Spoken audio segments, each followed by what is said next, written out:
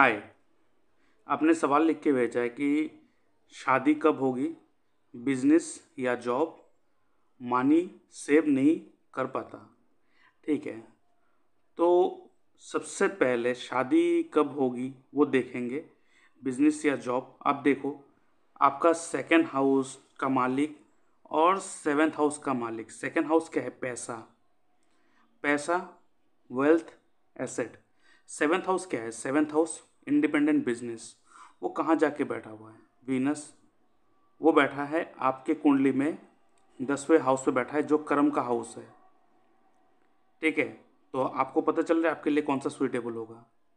और sixth house का जो मालिक है वो है मर्क्यूरी, और यहाँ पे केतु बैठा हुआ है। तो यहाँ पे आप देख सकते हो कि आपके लिए कौन सा सुइटेबल होगा। क्लियरली डिफाइन करेंगे आगे जाके। बाकी सबसे पहले ये सब डिस्कस करने से पहले मैं कहना चाहता हूँ, और इसके साथ मैं अपने व्यूअर्स को कहना चाहता हूँ, अगर आप अपना बर्थ चार्ट एनालिसिस करवाना चाहते हो, अगर चाहते हो जो आपका प्रॉब्लम है वो मैं सॉल्व करूँ, तो आप मेरे इस व्हाट्सएप नंबर पे अपना date of birth, time of birth, place of birth, आपका नेम जेंडर लिख के भेज सकते हो, और आपका जो सवाल है वो लिख के भेज सकते हो। उसके ऊपर मैं एक डिटेल वीडियो बना के यूट्यूब में अपलोड कर दूंगा, और उसका लिंक आपके साथ शेयर कर दूंगा, जिसके लिए मैं चार्ज करता हूँ 300 रुपीज़ ओनली। आप मेरे इस यूपीआई नंबर पर पेमेंट करोगे, उसका स्क्रीनशॉट भेजोगे, और आपका जो एनालिसिस है वो हफ्ते भर में 7 दिन के अंदर आपको एनालिसिस मिल जाएगा। लेकिन आपको जो डाउट है, जो प्रॉब्लम है, आपको लगता है वो मुझसे बात करके सॉल्व हो सकता है, तो आप एक फ़ोन कॉल अपॉइंटमेंट बुक कर सकते हो, जिसके लिए मैं चार्ज करता हूँ 550 रुपीज़ ओनली। आप इस यूपीआई नंबर पर पेमेंट करोगे सेम वे, और उसका स्क्रीनशॉट भेजोगे। उसके बाद मैं आपको एक डेट एंड टाइम दे दूंगा, उस दौरान मैं आपसे बात करूंगा और आपका जो प्रॉब्लम है वो सॉल्व करूंगा। ठीक है। और अगर आपका जो टाइम है वो परफेक्ट नहीं है, आपको लगता है मेरा डेट तो ठीक है, टाइम आपका करेक्ट नहीं है, तो आप बर्थ टाइम रेक्टिफिकेशन करवा सकते हो, जिसके लिए मैं चार्ज करता हूँ 2100 रुपीज़ ओनली। आप मेरे यूपीआई में पेमेंट करोगे, उसका स्क्रीनशॉट भेजोगे, उसके बाद आपका जो जितना भी डिटेल्स है, आपके पास जितना भी जानकारी है आपके डेट ऑफ बर्थ के बारे में, तो आप वो सारे भेजोगे। उसके बाद मैं फ़ोन कॉल में आपके साथ डिस्कशन करूँगा, जितना ज़रूरी है वो सवाल पूछूंगा। उसके बाद मैं आपका जो बर्थ चार्ट है उसको रेक्टिफाई करके दूंगा। और उसके साथ साथ अगर आपको लगता है कि आपके घर में वास्तु का इशू है, कोई प्रॉब्लम हो रहा है, बहुत सारे चीज़ करवाने के बाद भी सॉल्व नहीं हो रहा, तो आप मुझसे वास्तु कंसल्टेंसी भी ले सकते हो। ठीक है, कंसल्टेशन ले सकते हो वास्तु का, जो मैं एस्ट्रो वास्तु के मदद से मैं आपको गाइड करूंगा। मोस्ट इंपॉर्टेंट है एस्ट्रो वास्तु को साथ में लेके चलना। ओनली घर का वास्तु करेक्ट करवाने से सबका लाइफ चेंज नहीं होता है। ठीक है, हमारा जो घर होता है वो हमारे कुंडली के हिसाब से अगर बना हो तो बहुत अच्छा होता है। तो इसलिए मैं चार्ज करता हूँ 12,000 रुपीज़ ओनली। ठीक है। और उसके बाद अगर कोई साइट विजिट करना है, कॉमर्शियल प्लेसेस देखना है, इंडस्ट्रियल वास्तु करना है, तो उसके लिए जो मेरा फीस है वो वेरी करेगा, वो चेंजेबल है। वो जगह, साइट और जगह देख के चेंज होगा फीस। लेकिन जो मेरा ऑनलाइन वास्तु कंसल्टेंसी का जो फीस है वो 12,000 से स्टार्ट होता है। आप मेरे इस यूपीआई नंबर पेमेंट कर सकते हो, और उसके बाद मैं आपको आपका जो घर का वास्तु है वो ठीक करवा के दूंगा। और उसके साथ मैं छोटा सा जानकारी देना चाहता हूँ, ये है मेरा ई बुक एस्ट्रोलॉजी एंड डिजीज़। ये मैंने डिजीज़ के ऊपर लिखा है, बीमारी के ऊपर लिखा है कि बीमारी किस लिए होता है, किस घर के वजह से हो रहा है, किस प्लेनेट के वजह से आपके साथ वो बीमारी हो रहा है, और उसको कैसे आप जान पाओगे और उसको कैसे ठीक कर पाओगे। ऐसा रेमेडी मैंने यहाँ पे लिखा है। और साथ में बहुत सारे जो बीमारी है, क्रॉनिक डिजीज है, जैसे शुगर हो गया, ठीक है, ऐसे भी जो क्रॉनिक डिजीज है उसको भी कैसे हील कर सकते हो विद द हेल्प ऑफ मंत्र, हुमा एंड डोनेशन करके आप उसको हेल्प कर सकते हो। इसका जो लिंक है वो मैंने डिस्क्रिप्शन बॉक्स में मैंने दे के रखा है, वहाँ से आप परचेस कर सकते हो ओनली 99 रुपीज़।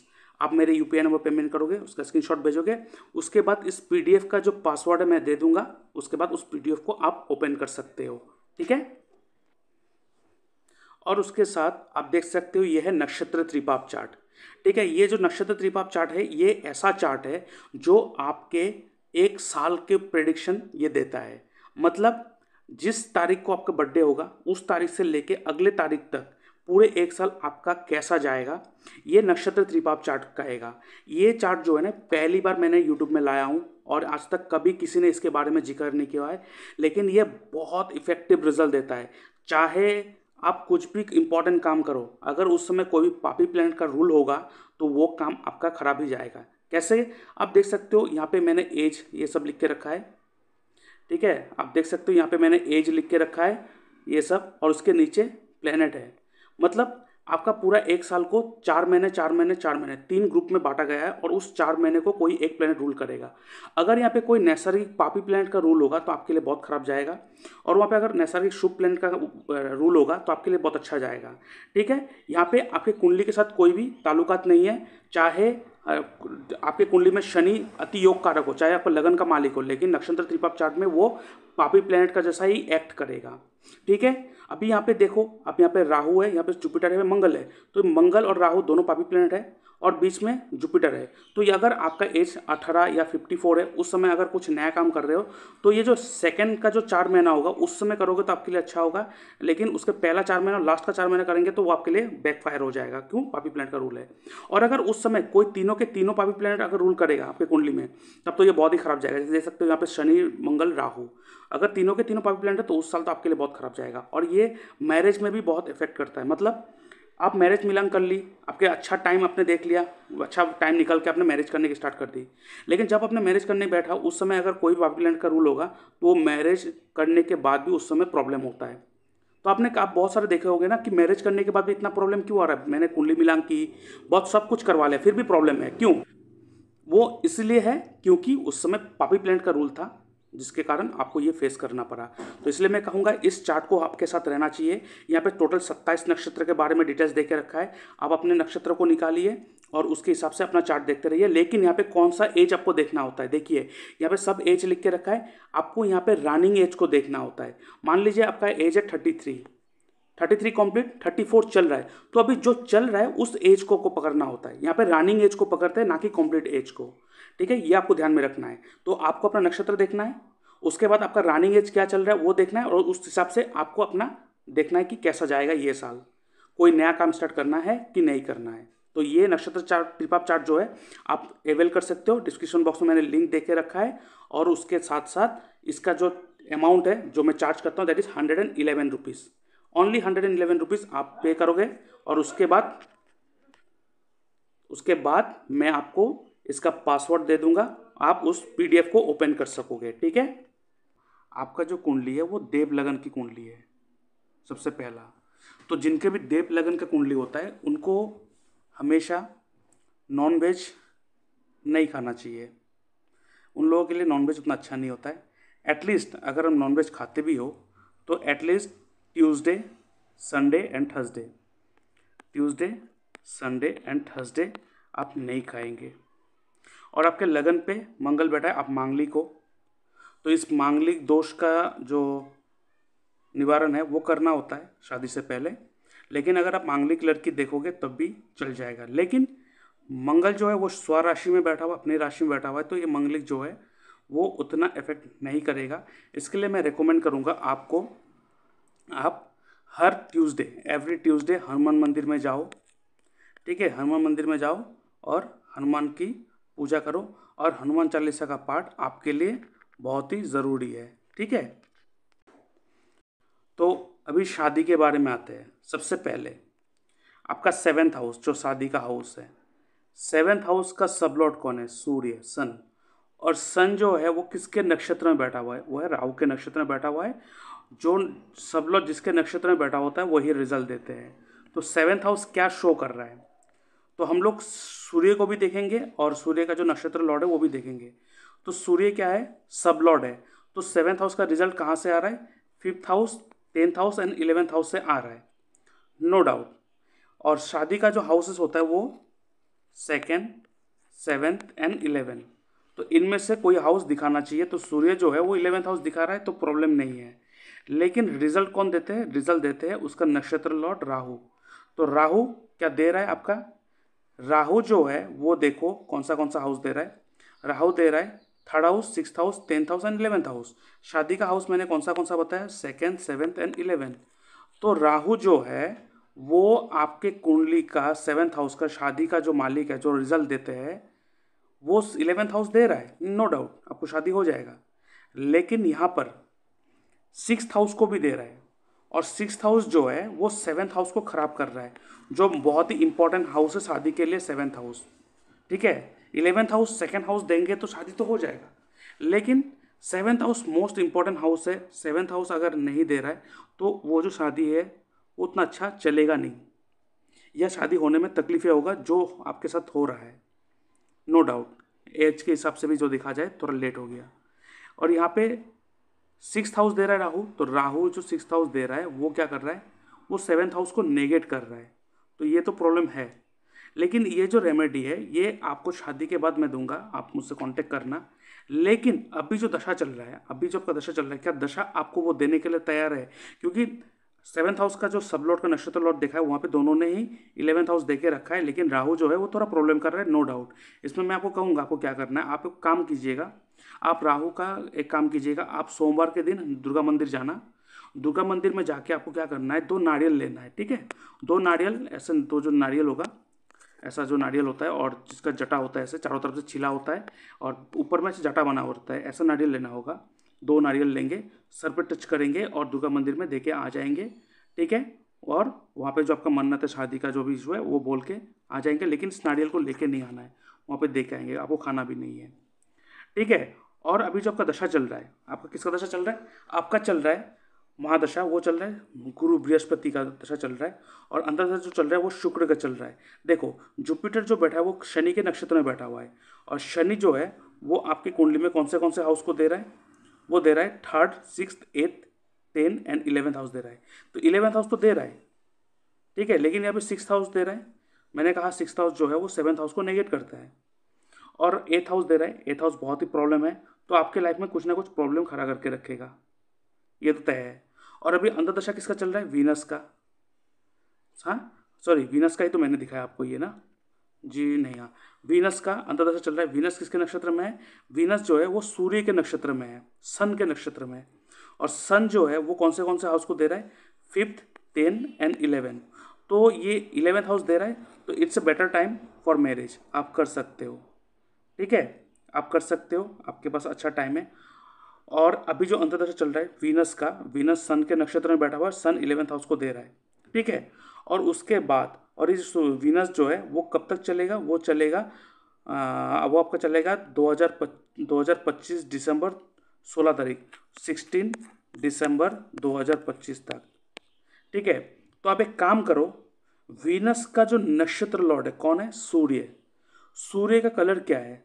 सूर्य का जो कलर है वो थोड़ा ऑरेंजिश येलो स्टोन, ऑरेंज होता है लेकिन थोड़ा उसमें येलो स्टोन रहता है, ठीक है। या तो आप एक काम करो, ठीक है, ये बहुत ही अच्छा रेमेडी दे रहा हूँ शादी के लिए, आपको अपने हाथों से खुद करना है ये चीज़ को, ठीक है।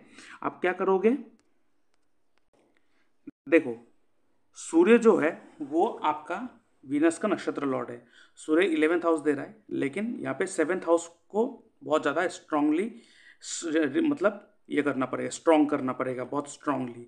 आपको क्या करना है, आपको कोई भी सूर्य का आइटम लेना है, ठीक है। सूर्य का फोटो हो जाए, सूर्य देव का फोटो हो जाए, या भी सूर्य देव का कोई भी आर्टिकल हो, आपको लेना है और उससे क्या करना है, अपने कुंडली के 7th हाउस में प्लेस करना है, ताकि वो 7th हाउस का रिजल्ट दे आपको। और देखेंगे 1 साल के अंदर आपका शादी हो जाएगा, ठीक है। तो आपका जो वीनस है, वीनस का जो नक्षत्र लॉर्ड है, ठीक है, वो है सूर्य। और ये जो सूर्य का आइटम जो रखना है, ये सूर्य का जो आइटम रखना है वो रखना है अपने घर के कौन से डायरेक्शन में रखना है, कहाँ पे रखना है वो मैं कह देता हूँ आपको।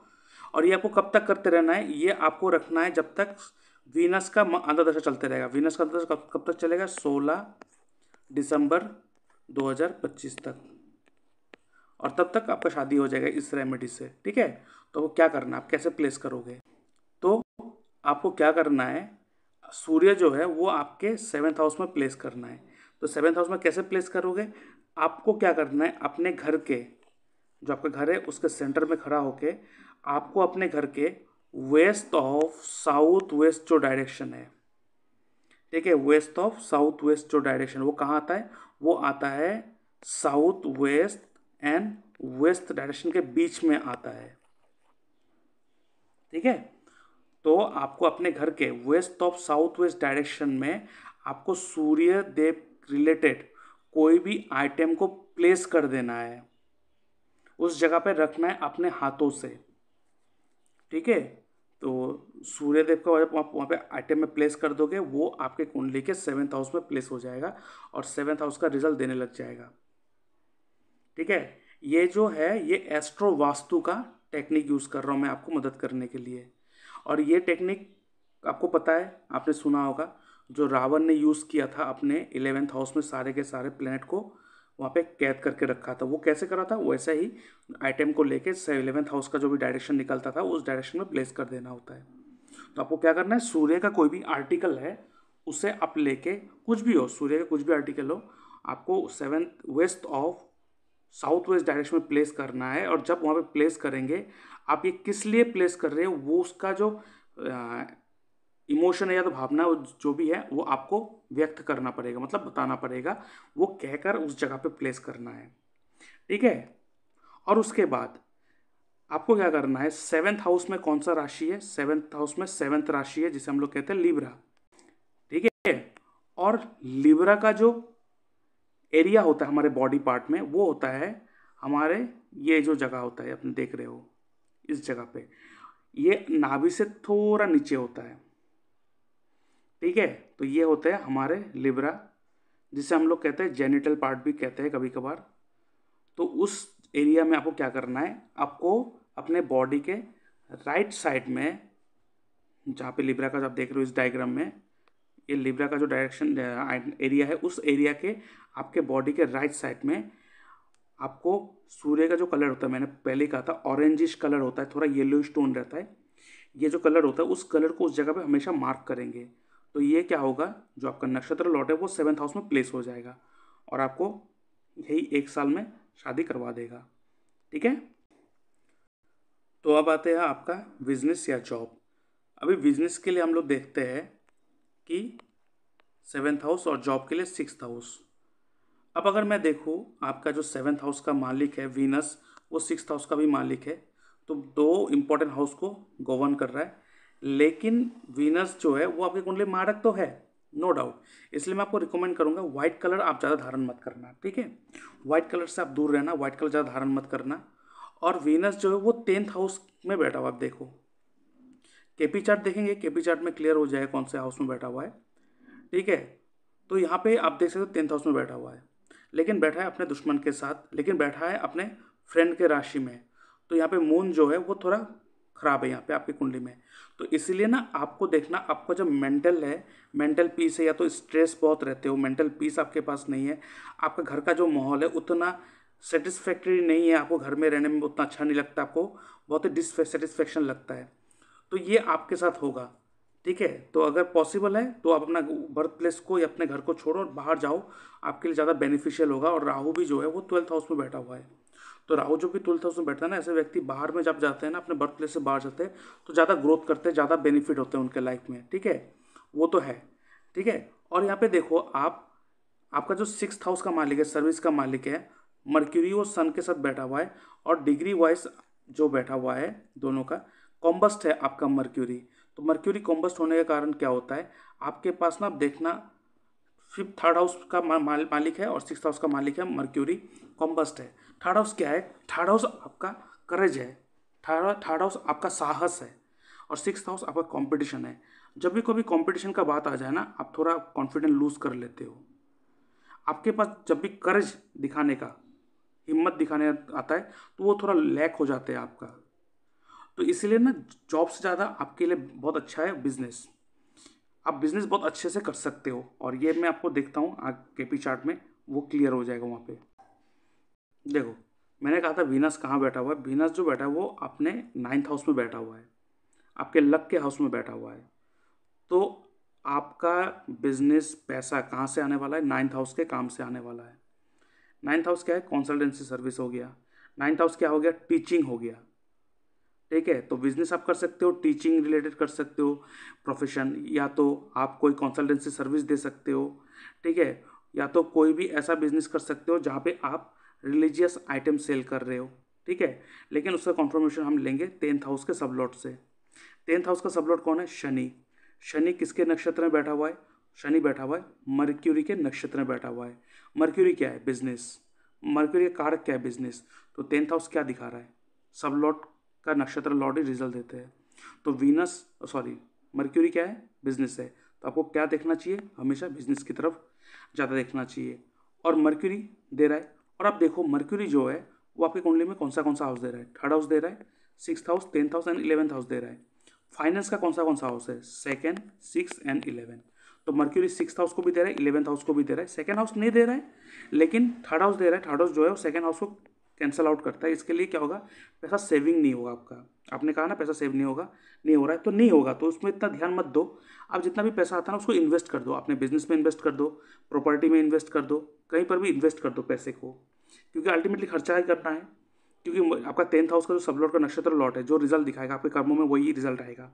तो थर्ड हाउस जो है वो सेकंड हाउस को नेगेट करता है, और सेकंड हाउस जो है ना वो पैसे का हाउस है। तो थर्ड हाउस अगर सेकंड हाउस को नेगेट कर रहा है तो आपके पास सेविंग वो बनेगा नहीं। तो इसलिए सबसे अच्छा होगा जितना हो सके ना आप अपना पोर्टफोलियो बना लो, पोर्टफोलियो इंक्रीज कर दो, मतलब इन्वेस्टमेंट कर दो, पैसे में करो, शेयर में कर दो, कहीं पर भी करो, कर दो इन्वेस्ट। आप गोल्ड में करो, कुछ भी करो, करो इन्वेस्ट कर दो। और यहाँ पे देखो आपका जो 6th हाउस का जो सबलॉट है कौन है, वीनस। वीनस किसके नक्षत्र में बैठा हुआ है, वो बैठा है सन के नक्षत्र में। सन कौन सा हाउस दे रहा है, सन दे रहा है आपका 5th, 10th एंड 11th दे रहा है। तो फाइनेंस का जो मेजर हाउस है 2nd एंड 6 वो नहीं दे रहा है, 11th हाउस दे रहा है, लेकिन 11th हाउस के साथ साथ 10th हाउस दे रहा है। 10th हाउस जो है 11th हाउस को नेगेट करता है। तो जॉब में क्या होगा ना, आप मेहनत बहुत कर लोगे लेकिन उतना प्राप्त नहीं कर पाओगे जितना आपको चाहिए। आपको हमेशा लगेगा कि जितना मेहनत करो उस हिसाब से मैं उतना मुझे नहीं मिल रहा है। लेकिन जब मैं 7th हाउस को देखता हूँ, 7th हाउस का जो सब लॉट है वो सूर्य है, और सूर्य जो है वो राहु के नक्षत्र में बैठा हुआ है। और राहु आपकी कुंडली में कौन सा हाउस दे रहा है, देखो राहु जो दे रहा है third house, 6th house, 10th house and 11th house. और मर्क्यूरी जो था आपका 10th हाउस का सब लॉट वो भी third house, 6th house, 10th house and 11th house दे रहा है। बहुत ही अच्छा हाउस दे रहा है। तो इसीलिए आपके लिए बिजनेस इज मोस्ट सुइटेबल, आपको बिजनेस बहुत सुइटेबल होगा। अभी कौन सा बिजनेस करना है, देखिए आप टीचिंग का कर सकते हो, आप किताबों का बिजनेस कर सकते हो, ठीक है। उसके साथ साथ मैं आपको दिखाता हूँ, आप कोई भी कमीशन रिलेटेड काम कर सकते हो, कमीशन एजेंट जिसे कहते हैं, कमीशन एजेंट, ये सब काम कर सकते हो। क्योंकि 10th हाउस का जो सब लॉट का नक्षत्र लॉट है वो डिसाइड करेगा कि आपके फाइनेंस पैसा आएगा कि नहीं आएगा अपने कर्मों से। क्योंकि 10th हाउस हम ओवरऑल कर्मा देखते हैं, हमारा ओवरऑल काम देखते हैं, हम कैसे काम करते हैं। तो शनि है 10th हाउस का सब लॉट, और शनि जो है वो किसके नक्षत्र, मर्क्यूरी के नक्षत्र बैठा हुआ है। और मर्क्यूरी क्या है, खुद एक बिजनेस है, तो बिजनेस आपके लिए सही होगा। और मर्क्यूरी आपका कौन सा हाउस दे रहा है, 3, 6, 10, 11। तो 3, 6, 10, 11, तो 3, 6, 10 एंड 11। तो थर्ड क्या है, कम्युनिकेशंस। 11th हाउस क्या है, 11th हाउस हो गया आपका सोसाइटी। थर्ड हाउस क्या हो गया, मार्केटिंग। तो आप अगर अपने बिजनेस को जितना अपने मार्केटिंग करोगे, जितना उसका एडवर्टाइजमेंट करोगे लोगों के बीच में, 11th house is society, social, लोगों को दिखाता है। 10th हाउस कम होता है। और 6th हाउस क्या है, सर्विस है, तो आप सर्विस प्रोवाइडिंग बिजनेस करो। थर्ड हाउस को 6th हाउस के साथ मर्ज करके आप उसको यूज़ कर सकते हो। थर्ड हाउस क्या है, कमीशन बिजनेस हो गया, कमीशन एजेंट, डॉक्यूमेंटेशन का काम हो गया, ठीक है, टूर एंड ट्रेवल का हो गया, ठीक है, टूर एंड ट्रेवल ये सब कर सकते हो, ठीक है। उसके बाद टूरिज्म तो हो गया, कम्युनिकेशन रिलेटेड। उसके बाद थर्ड हाउस हो गया आपका कोई भी इंटरनेट रिलेटेड वर्क, ठीक है। और उसके साथ 6th हाउस जो है वो सर्विस रिलेटेड चीज़ों को दिखाता है। तो अगर आप सर्विस ओरिएंटेड बिजनेस करोगे, टीचिंग, कंसल्टेंसी सर्विस, ये सारा चीज़ करोगे आपके लिए बहुत अच्छा होगा, ठीक है। कोई प्रोडक्ट में डील करना है, इंटरनेट, मतलब आप जो भी सामान सेल कर रहे हो उसको इंटरनेट पे सेल करो। आप इंटरनेट का मदद लो, जितना हो सके इंटरनेट का मदद लेकर अपने प्रोडक्ट को सेल करो, आपके लिए बहुत सुइटेबल होगा, ठीक है। उसके साथ साथ आप कोई भी ब्यूटी प्रोडक्ट्स में भी डील कर सकते हो। Beauty product means not only cosmetics and makeups item. Beauty product mean any item which is use for beautification, चाहे वो घर का डिज़ाइनिंग हो, ठीक है, घर का डिज़ाइन करना हो, या घर का कोई भी डिज़ाइन करने वाला प्रोडक्ट हो, कोई भी item which related to beautification, तो वो ऐसे सारे प्रोडक्ट में भी आप डील कर सकते हो, आपके लिए सुइटेबल होगा। तो इसलिए मैं कह रहा हूँ आप इन्वेस्टमेंट करो, इस प्रोडक्ट में डील करो, ये सारे चीज़ में डील करो, आपके लिए बहुत अच्छा होगा, बेनिफिशियल होगा, business is good for you. और सेविंग उतना नहीं होगा, क्यों होगा नहीं होगा मैंने दिखा दिया। आप इस चीज़ को इन्वेस्ट करो, अपना पोर्टफोलियो को इंक्रीज करो। आपके एसेट के रूप में बहुत सारा होगा, लेकिन कैश सेविंग उतना नहीं हो पाएगा। तो ये सारी चीज़ को फॉलो करो, आप देखना धीरे धीरे सारा चीज़ सेटल होने लग जाएगा, ठीक है, तो अभी के लिए इतना। जय श्री कृष्ण। और अगर आप बहुत प्रॉब्लम में हो, बहुत सारे एस्ट्रोलॉजर को दिखा के आप थक गए हो, तो क्यों ना आप इस कोर्स को कर लो। उसके बाद आप अपने लाइफ के साथ साथ आप दूसरे के लाइफ को भी सुधार सकोगे। ऐसे तो मेरा पहला बैच स्टार्ट हो गया है, ठीक है, जैसे मैंने थोड़ा ग्लिम्स दिया है इस वीडियो में, आपने देखा होगा जो मैं क्लास करवा रहा हूँ। तो सेकंड जो मेरा भी सेकंड बैच जो स्टार्ट होगा, वो स्टार्ट होगा 22 तारीख से स्टार्ट होगा, संडे को रात को 8 बजे, ठीक है। तो जूम पर होगा लाइव क्लासेस, और इस कोर्स का डिटेल्स मैं आगे एक्सप्लेन कर दूंगा।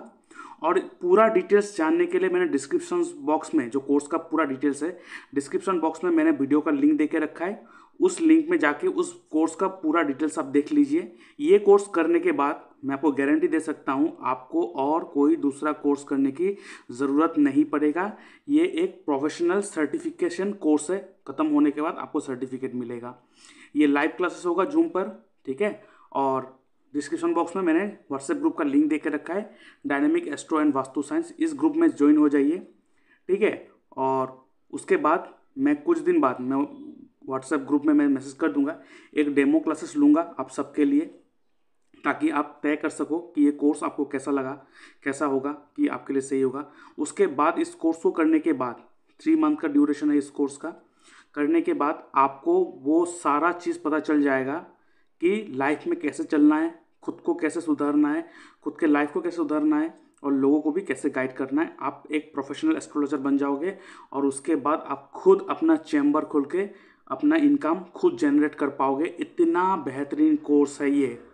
तो इस कोर्स के जो डिटेल्स है मैं बता देता हूँ, लेकिन डिस्क्रिप्शन बॉक्स में जाके आप इस व्हाट्सएप ग्रुप में लिंक हो जाइए। उसके बाद इस कोर्स का जो डिटेल एक्सप्लेनेशन है उसका भी वीडियो मैंने लिंक में डाल के रखा है डिस्क्रिप्शन बॉक्स में, वहाँ पर देख लीजिए। और आगे कुछ जानकारी चाहिए तो आप मेरे इस व्हाट्सएप नंबर मैसेज कीजिए, आप मुझे कॉल भी कर सकते हो। लेकिन अभी मैं थोड़ा आपको इस कोर्स का जो ग्लिम्स है वो दे देता हूँ।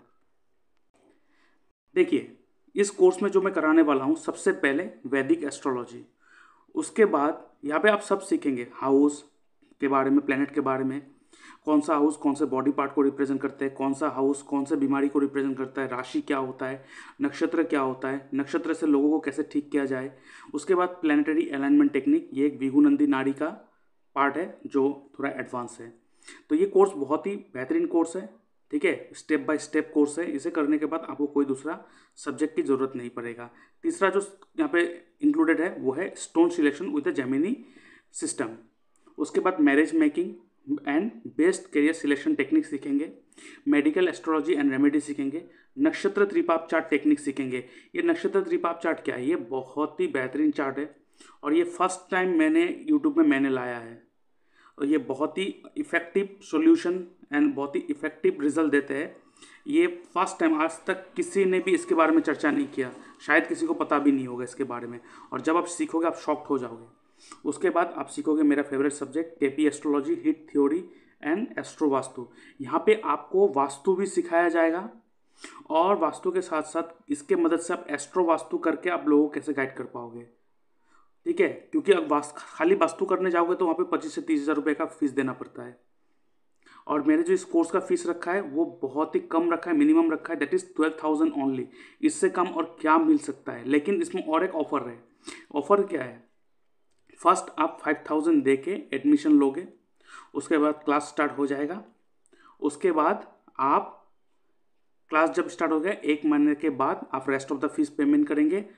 3 मंथ का कोर्स है। कोर्स खत्म होने के बाद आपको सर्टिफिकेट मिलेगा astro dynamic and vastu science institution की तरफ से, और उसके बाद आप खुद एस्ट्रोलॉजी कर सकोगे और अपना करियर इसमें बना सकोगे। उसके बाद आप सीखोगे अष्टवर्ग चार्ट प्रेडिक्शन टेक्निक। उसके बाद सीखोगे जीपीएस टेक्निक एंड दशा लगन टेक्निक, बहुत ही बेहतरीन। जीपीएस टेक्निक तो बहुत मज़ेदार है, इसे दिशा बल टेक्निक भी कहते हैं, जो हम लोग यूज़ करते हैं। उसके बाद नवतारा चक्र पद्धति, फुल्ली डिवोटेड टू नक्षत्र रेमेडी, बहुत ही इफेक्टिव है, ठीक है। इसमें हम लोग देखते हैं फ्रेंडली नक्षत्र, एनिमी नक्षत्र, ठीक है। उसके बाद अति मित्र जो हमें मदद करने के लिए बैठा हुआ है। बहुत ही प्यारा सब्जेक्ट है, बहुत ही प्यारा कोर्स है। इसमें उसके बाद यहाँ पे और एक चीज़ मैं यहाँ पे एक्स्ट्रा सिखाऊंगा, डाउजिंग सिखाऊंगा आपको। एनर्जी, किसी जगह पे आप जाओगे उस जगह के एनर्जी को कैसे आप देखोगे डाउजिंग के मदद से, कैसे आप लोगों के जो ऑरा है उसे स्कैन करोगे, उस ऑरा स्कैन करना को सिखाऊंगा। ठीक है, खुद के जो ऑरा है, खुद का ऑरा सबसे पहले इम्पोर्टेंट, मोस्ट इम्पोर्टेंट, उसको कैसे आप ठीक करोगे, उसके बाद लोगों के जो ऑरा है उसको कैसे ठीक करोगे, वो सारा से इस कोर्स में इन्वॉल्व होगा। तो आइए इस कोर्स से जुड़िए और एक अच्छे लाइफ, बेहतरीन लाइफ के तरफ एक स्टेप आगे बढ़ाइए, और मैं आपके साथ हमेशा रहूँगा। तो इस कोर्स का पूरा डिटेल्स आप डिस्क्रिप्शन बॉक्स में मैंने लिंक दे के रखा है, वहाँ पे जाके पूरा एक्सप्लेनेशन आप देख सकते हो। और आप मेरे व्हाट्सएप ग्रुप में ज्वाइन हो जाइए। 22 तारीख को क्लास स्टार्ट होगा, सेकेंड बैच स्टार्ट होगा। तो उससे पहले आप इस व्हाट्सएप ग्रुप में ज्वाइन होइए। बीच में मैं एक डेमो क्लासेस लूँगा, फ्री ऑफ कॉस्ट होगा, उसमें कोई पैसा नहीं लगेगा। वो क्लास करने के बाद आपको पता चल जाएगा कि आपको क्या करना है क्या नहीं करना है। ठीक है, उसके बाद अगर आपको मुझसे कुछ कांटेक्ट करने को जानकारी लेना है तो आप इस मेरे व्हाट्सएप नंबर पर मैसेज कर सकते हो या मुझे कॉल भी कर सकते हो। और मेरा ये UPI ID है, ठीक है, इसमें आप पेमेंट कर सकते हो। और उसके बाद आप इस कोर्स में एनरोल हो जाओगे और आपको एक रिसिप्ट मिलेगा। उसके बाद इस कोर्स को मैं स्टार्ट करूँगा नेक्स्ट संडे, नेक्स्ट नहीं उसके बाद वाला संडे 22 तारीख को इसका कोर्स स्टार्ट होगा। और इसके साथ अगर आपको अपना कुंडली एनालिसिस करवाना है, आपका चार्ट एनालिसिस करवाना है, तो आप क्या कर सकते हो ये भी एक्सप्लेन कर देता हूँ मैं थोड़ा।